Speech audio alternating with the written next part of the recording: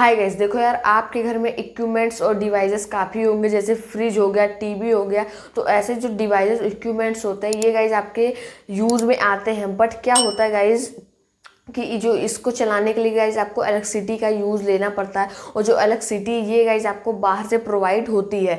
अब जो आपके घर में गाइज इलेक्ट्रिसिटी इंटर करती है तो ये क्या करती है गाइज, कभी या तो मान लीजिए ज़्यादा रहेगा, कभी या तो कम रहेगा। जैसे कि मान लीजिए जो आपको डिवाइस है उनकी जो चलने की क्षमता है, रेंज है, वो अप्रॉक्स है 220 वोल्ट AC। बट जो करंट आ रहा है बाहर से वो तो गाइज अगर 250 वोल्ट AC आ रहा है, कभी ज़्यादा आ रहा है, और कभी मान लीजिए 150 वोल्ट AC आ रहा है, कभी कम आ रहा है। तो जो ये डिवाइसेज या तो गाइस करंट ये उठा नहीं पाएंगे, तो ज़्यादा आएंगे तो ये ओवरलोड से चीज़ें खराब भी हो सकती हैं। ठीक है, तो ये जो गाइस आपके इक्विपमेंट्स होते हैं ये प्रॉपर काम नहीं कर पाते। तो यहाँ गाइस हम यूज करते हैं स्टेबलाइजर का। देखिए स्टेबलाइजर क्या करता है, ये करंट को फिक्स रेट में निकालता है। जैसे मान लीजिए जो आपके डिवाइसेस इनको चलने के लिए गाइस 220 वोल्ट चाहिए, तो 220 वोल्ट प्रॉपर निकालेगा AC में वो भी। ठीक है, तो ये क्या करता है, डिवाइसेस को एक फिक्स रेट में निकालता है। तो आज हम वही समझने वाले हैं स्टेबलाइजर कैसे काम करता है। चलिए गाइस वीडियो को स्टार्ट करते हैं। देखिए जो स्टेबलाइजर होता है इसमें गाइस सबसे गाइस पहले होता है इसका ट्रांसफार्मर।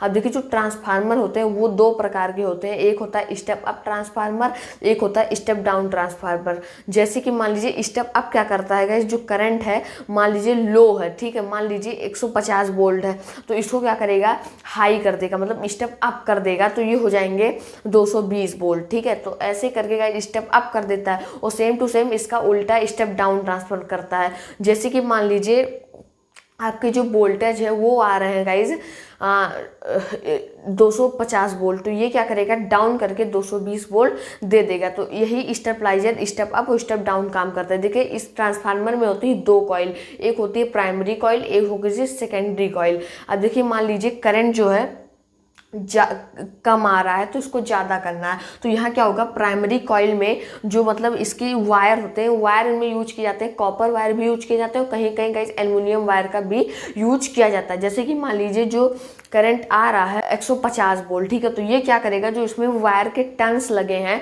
संख्या है, ये क्या करेगा गाइस, जिसको कम कर देगा। प्राइमरी कॉइल में वायर की जो टर्न्स है इसको क्या कर देगा, कम कर देगा। ठीक है, तो इससे क्या होगा, मतलब जो स्टेप अप है, जो वोल्टेज हो स्टेप अप कर देगा। Same to same secondary coil में क्या करेगा, जो टर्न्स है, मतलब वायर की जो घेरों की संख्या है, ये क्या कर देगा, ज़्यादा कर देगा। ठीक है, तो यहाँ क्या होता है, स्टेप अप में ट्रांसफार्मर आपका काम करने लगता है। सेम टू सेम जो सेकेंडरी मतलब आपकी स्टेप डाउन होती है गाइज, स्टेप डाउन ट्रांसफार्मर, इसमें क्या होता है, इसमें सिंपल क्या होता है, जो प्राइमरी कॉइल है, जब वोल्टेज गाइज ज़्यादा होते हैं, ओवरलोड होता है, 250 वोल्ट जैसे आ रहा है, तो इसको 220 वोल्ट करने में हमें जो प्राइमरी कॉइल है इसकी जो गाइज घेरों की संख्या है ये हमें ज़्यादा करनी पड़ रही है। तो सेम टू सेम इधर के जो सेकेंडरी कॉइल है इसको जो घेरों की संख्या है ये हमें गाइज क्या करनी पड़ रही है, कम करनी पड़ रही है।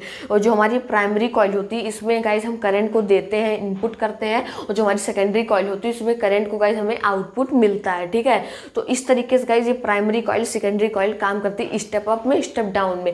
अब जैसे कि मान लीजिए ये तो गाइज एक तरीके से इसको ऐसे कम ज़्यादा तो होगा नहीं, ट्रांसफार्मर में मतलब जो आपका स्टेबलाइजर होता है तो इसमें एक ही ट्रांसफार्मर लगता है, तो सिस्टम कैसे कम ज़्यादा होगा। तो गाइज पहले के जो स्टेबलाइजर आते थे उनमें क्या होता था, एक सिस्टम होता था रेगुलेटर की तरह, उसमें नोब रहता था, उसको घुमा के जो है करंट को गाइज मतलब जो वायर के टर्न्स हैं ये कम ज़्यादा किए जाते थे। ठीक है, बट गाइज आज के टेक्नोलॉजी में क्या किया जा रहा है, सिस्टम को गाइज ऑटोमेट कर दिया जा रहा है कि जैसे कि मान लीजिए आपकी डिवाइसेस हैं उसको चाहिए गाइज 220 वोल्ट प्रॉपर, तो गाइस करंट जो है आपको 150 वोल्ट आ रहा है तो ऑटोमेटिक करंट को गाइस अप कर देगा। और जैसे मान लीजिए 250 वोल्ट आ रहा है और करंट को गाइस डाउन करना तो ऑटोमेटिक वो डाउन कर देगा।